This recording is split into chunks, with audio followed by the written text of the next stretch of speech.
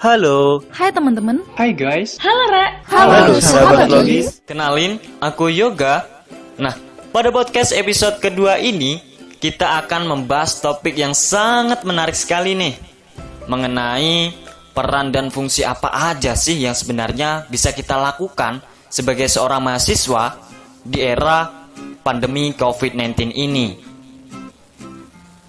Nah, baik sahabat logis, gini, coba nih, aku tanya dulu ke kalian semua yang sedang mendengarkan podcast kali ini. Apa sih yang kalian rasakan atau kalian lakukan selama pandemi ini? Nah, pasti kalian semua merasa nih, selama pandemi ini kegiatan kita kok cuma itu-itu aja ya? Kok cuma gitu-gitu aja? Betul kan?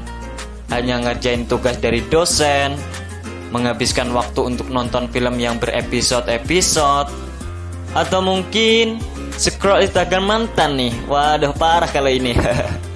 Lanjut, terus apa lagi sahabat? Rebahan, males-malesan hampir setiap hari itu ya? Hampir sepanjang hari itu. Dan masih banyak lagi hal-hal yang justru sebenarnya malah meredupkan peran kita sebagai seorang mahasiswa sahabat. Sangat disayangkan sekali bukan? Mahasiswa. Jikalau kita berbicara tentang mahasiswa nih, namanya aja udah maha, berarti yang atau yang paling terpelajar. Walaupun sebenarnya kita sangat bangga sekali ketika bisa menyandang status sebagai seorang mahasiswa, akan tetapi perlu kita ingat kembali sahabat, bahwasanya tugas dan tanggung jawab yang diemban seorang mahasiswa itu sangat besar sekali. Tentunya di masa pandemi ini, gebrakan-gebrakan kita semua sangat dibutuhkan dan ditunggu-tunggu oleh Ibu Pertiwi. Sekarang, Ibu Pertiwi benar-benar memanggil kita sahabat. Ada banyak masalah yang timbul di negara ini karena pandemi, yang seharusnya kita sebagai mahasiswa juga harus ikut serta dalam memikirkan langkah solutif. Bukannya malah tiduran, rebah-rebahan, males-malesan, hanya memikirkan perutnya sendiri. Ada banyak hal di dalam kehidupan masyarakat yang sangat memerlukan peranan mahasiswa. Jika dikatakan mahasiswa sebagai agen perubahan, lantas perubahan apa sih yang bisa kita lakukan? Apa yang mau dirubah di masa pandemi ini? Mungkin pertanyaan ini masih terngiang-ngiang nih di sebagian dari kita.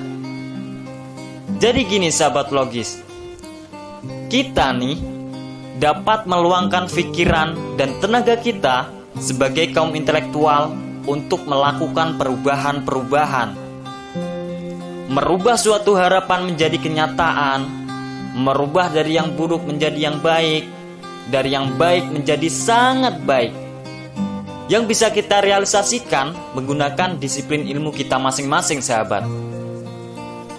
Jadi kita dapat mengaplikasikan ilmu-ilmu yang telah kita dapatkan di kampus atau di organisasi langsung untuk kepentingan masyarakat.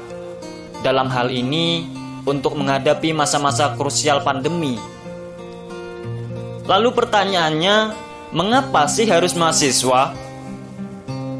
Karena kematangan berpikir dan intelektual yang cukup bagus menjadi salah satu alasan mengapa kita sebagai seorang mahasiswa harus terjun langsung dalam hal ini.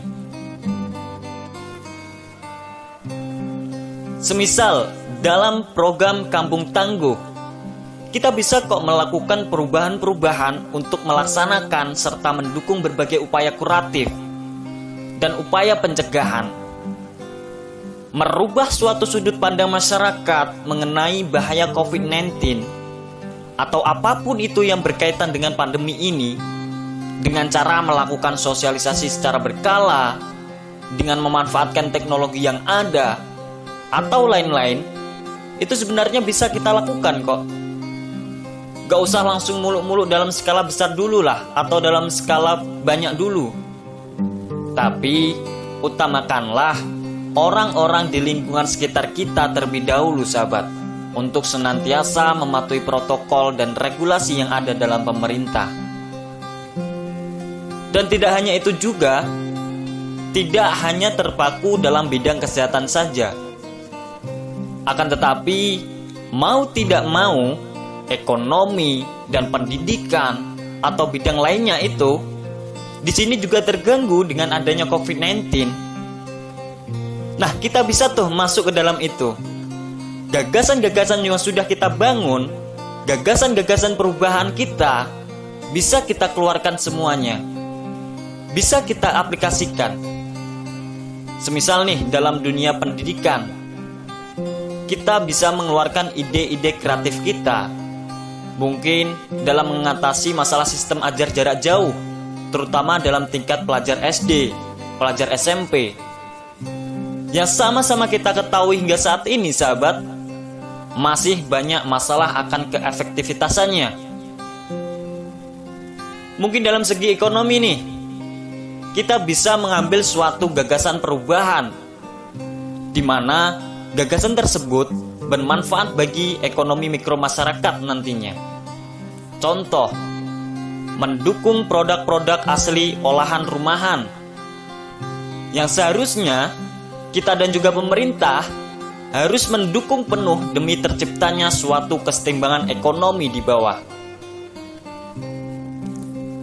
Dari bidang-bidang yang aku sebutkan tadi, sahabat logis, bidang kesehatan, bidang ekonomi, pendidikan, dan lain-lainnya itu tidak bisa kita pilih salah satu dan terus kita nomor satukan.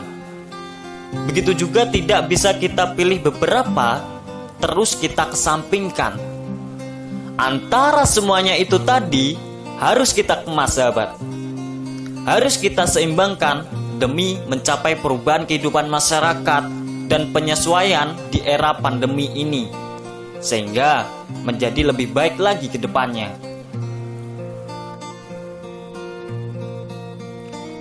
Di samping itu juga, sahabat, peranan kita sebagai mahasiswa di era COVID-19 ini juga sebagai agen pengontrol sosial yang menjadi tanggung jawab moral yang harus kita implementasikan.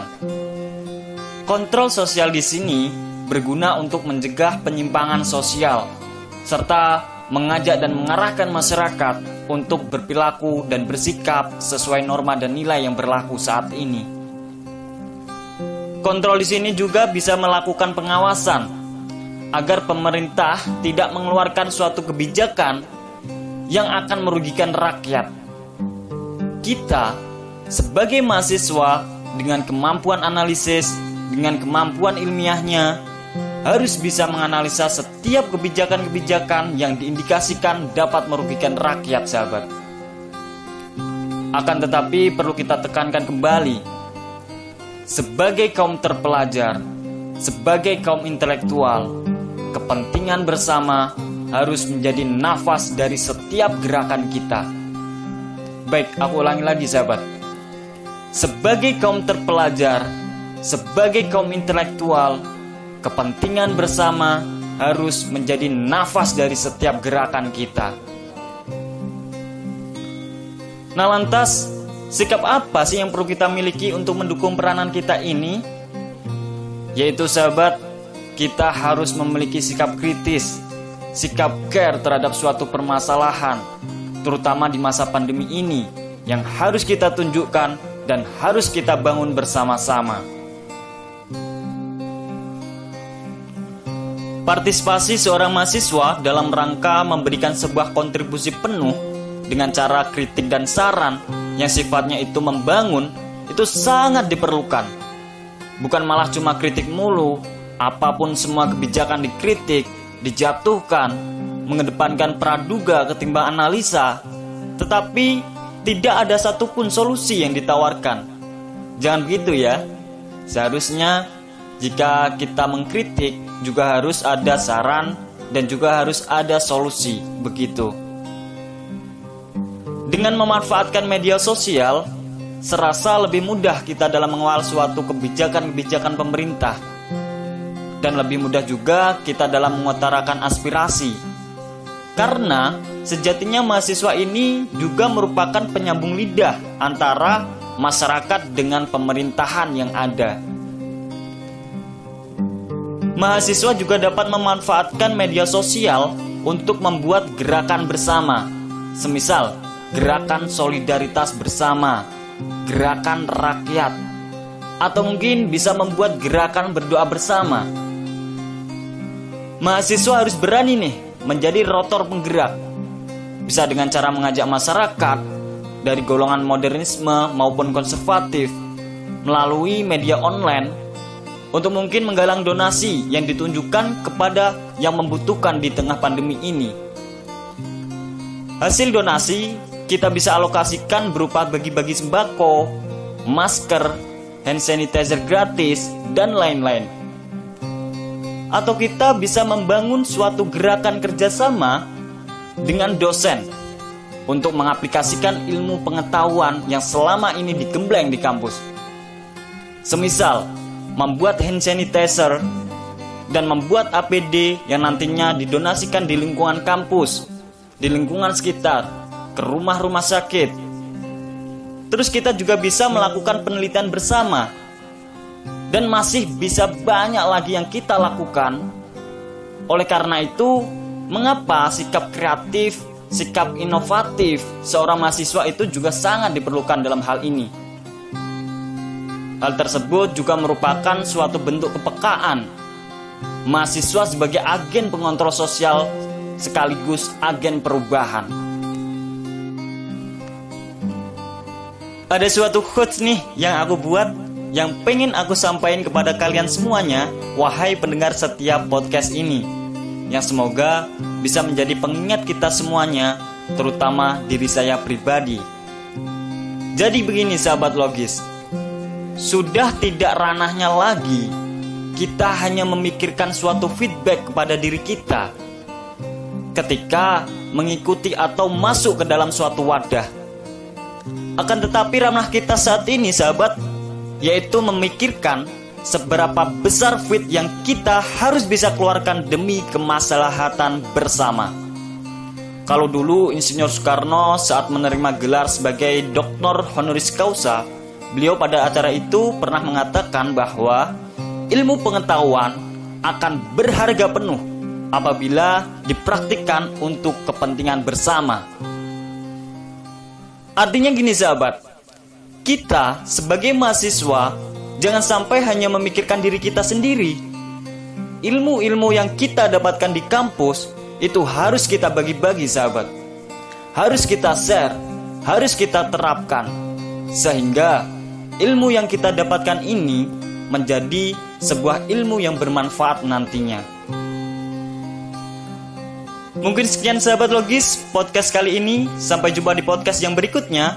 Semoga materi kali ini bisa bermanfaat bagi kita semua dan semakin menggugah semangat kita untuk mengabdi, untuk bermanfaat bagi nusa, bangsa, dan agama.